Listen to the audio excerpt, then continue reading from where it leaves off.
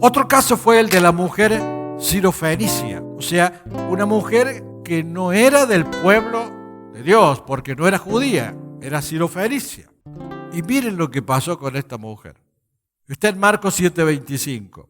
Porque una mujer cuya hija tenía un espíritu inmundo, luego que oyó de él, vino y se postró a sus pies. Tenía una hija poseída, una hija endemoniada. Hay gente que pone en duda la posibilidad de que existan posesiones demoníacas. No lo dudes. Lo dice la palabra de Dios. Aquí esta mujer estaba atormentada porque su hija estaba poseída por un demonio. Y fue a Jesús y lo primero que hizo: Señor, quiero que vayas y liberes a mi hija. Desciende, ven. Tú tienes poder, como decimos nosotros. Tú tienes poder, Señor, sáname, sáname. Tú tienes poder, Señor, ayúdame en esto. Tú tienes poder, Señor, quiero que hagas esto, quiero que hagas esto otro. Y terminamos dándole órdenes al Señor. Esta mujer se acercó a Jesús y lo primero que hizo, se postró a sus pies. No entró a darle órdenes, se postró a sus pies, reconociendo en Jesús al Señor, al Rey. Pero mire la respuesta que le dio Jesús. Pero Jesús le dijo: deja primero que se sacien los hijos, porque no está bien tomar el pan de los hijos y echarlo a los perrillos. Ustedes saben que los judíos consideraban a los que no eran judíos como perros. Los trataban como perros porque lo menospreciaban, porque no eran parte del pueblo de Dios. Entonces, cuando esta mujer se postra ante Jesús, el Señor la pone a prueba. Le pone a prueba su fe, su amor propio, le pone a prueba su orgullo, porque le dice: deja primero que se sacien los hijos. Los hijos eran el pueblo judío. Deja primero que les dé lo que necesitan mi pueblo. Tú no eres de mi pueblo. Porque no está bien tomar el pan de los hijos. No está bien que yo le quite el pan a mi pueblo para dártelo a ti, que no eres parte de mi pueblo.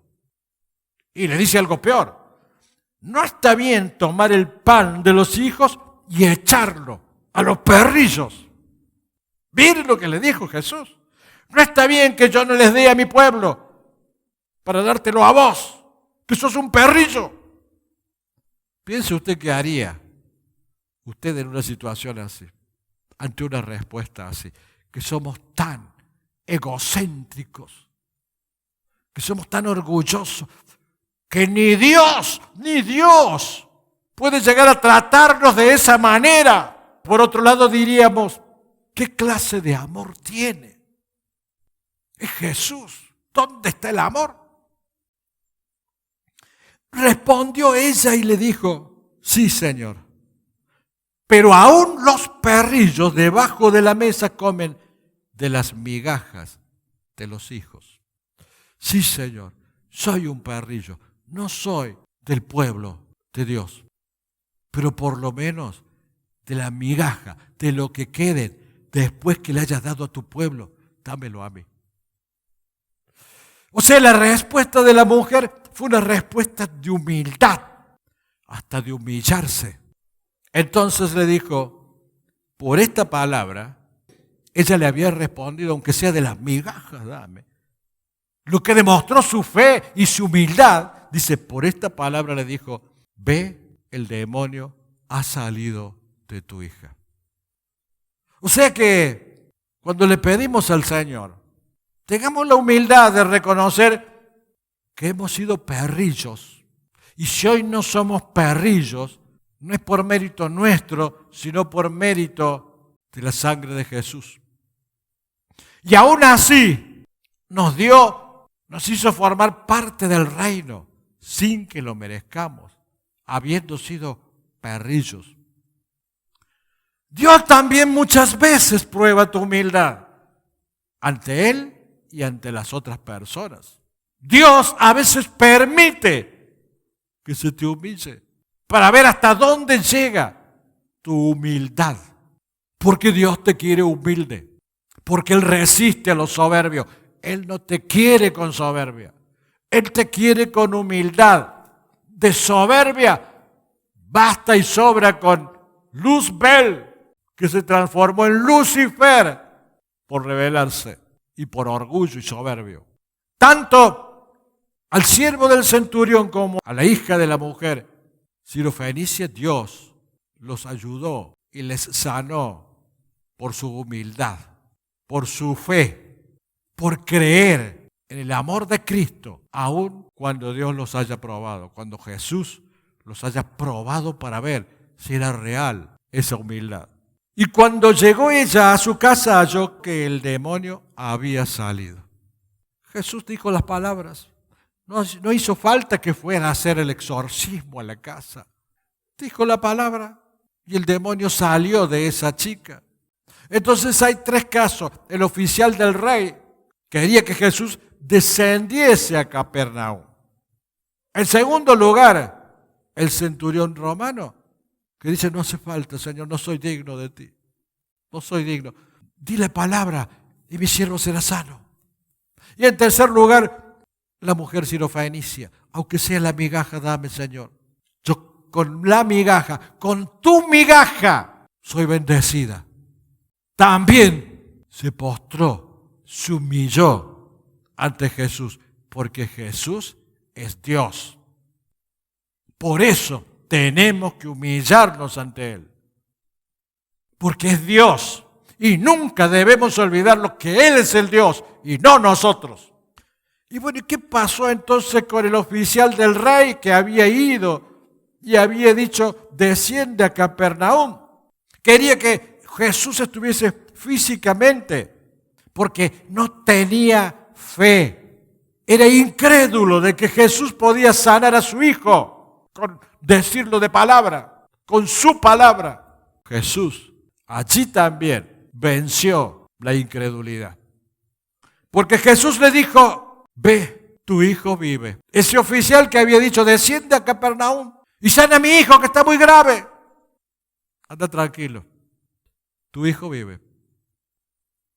Y el hombre allí recién creyó la palabra.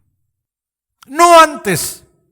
Cuando fue, no creía en esa palabra del Señor, sino después de estar junto a Jesús. Y después que le dijo: ve, tu hijo vive, allí creyó y su hijo sanó. Allí creyó y cuando creyó, su hijo sanó. ¿Por qué? ¿A quién le creyó? Le creyó a Jesús, que Jesús es Dios. Y el hombre creyó la palabra que Jesús le dijo y se fue.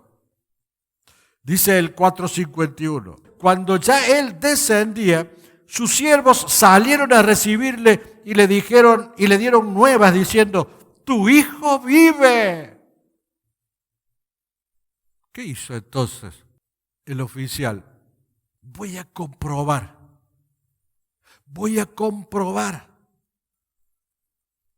si fue cuando dijo la palabra de sanidad.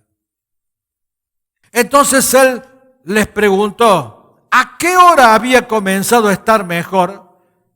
Y le dijeron: ayer, a las 7 le dejó la fiebre. El padre entonces entendió que aquella era la hora en que Jesús le había dicho: tu hijo vive. Y creyó él con toda su casa. En el instante que Jesús dijo: tu hijo vive, se había sanado. Y por eso él quería corroborarlo, si había creído bien, porque él creyó cuando Jesús le dijo: tu hijo vive. ¿Y a qué hora fue que se empezó a sentir mejor mi hijo? Cuando justamente a la misma hora que Jesús le había dicho: tu hijo vive, con su palabra, con el poder de Dios, le sanó al hijo al oficial del rey. Esta segunda señal hizo Jesús cuando fue de Judea a Galilea. No solo creyó él, sino toda su casa. Pero, ¿será posible que cuando vemos las señales solamente creemos? Y yo creo que también en gran parte es porque el mundo no escucha la palabra y no hay quien les predique. Porque alguno debería aceptar esa salvación de Cristo con solo escuchar la palabra y creerle. Y creerle respecto de la vida eterna.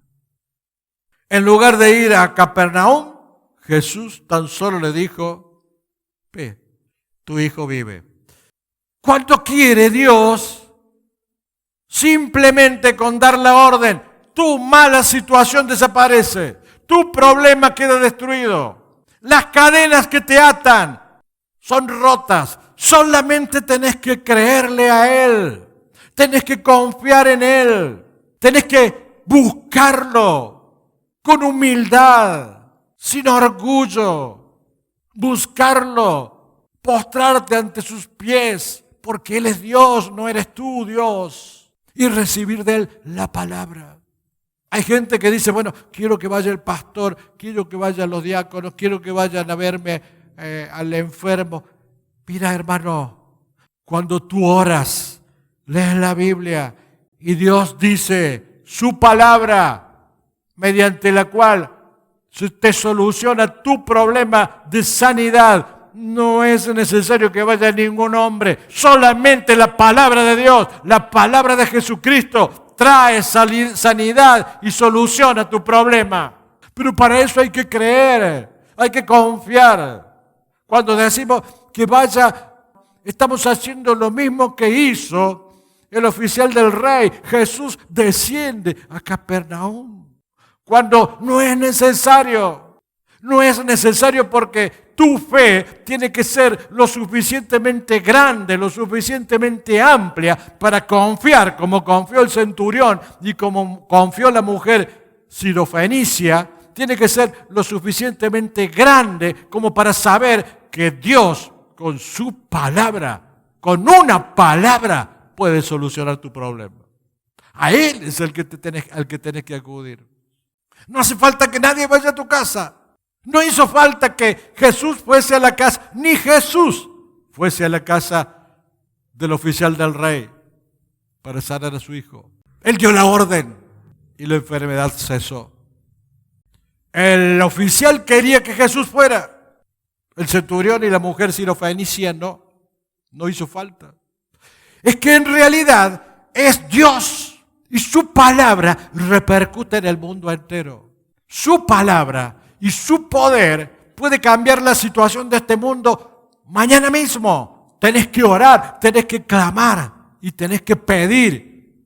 Y Dios con su palabra hace así toda la situación del mundo y de la Argentina y de su iglesia y de tu vida. Tu vida cambia, tus problemas terminan cuando clamas a Él, buscas a Él y Él da la orden para que todo cambie. Ese es el Dios que tenemos. Nosotros podemos ayudarlos, hermanos. Los hermanos del ministerio, podemos ayudarlos y decir, bueno, vamos, hacemos una oración. Pero más que eso no. El que tiene la decisión, el que tiene la palabra final, el que tiene poder para cambiar las situaciones es Jesús. El que te puede abrir puertas para que tus problemas económicos terminen es Jesús. El que puede solucionar un problema de salud de un familiar es Jesús.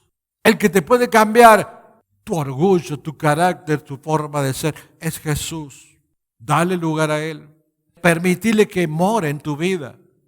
Permitile que reine en tu vida. Orá. Lee la Biblia. Porque la Biblia es palabra. Es portentosa palabra de Dios. Y cuando el mundo vea la obra que Dios hizo en tu casa, en tu vida, todos van a creer. La mejor forma de predicar al mundo es mostrándole todo lo que vos has cambiado, todo el cambio que Dios hizo en tu vida. Esa es la mejor forma y todas las bendiciones que has recibido de Dios, esa es la mejor prédica ante un mundo incrédulo. Que Dios nos bendiga grandemente.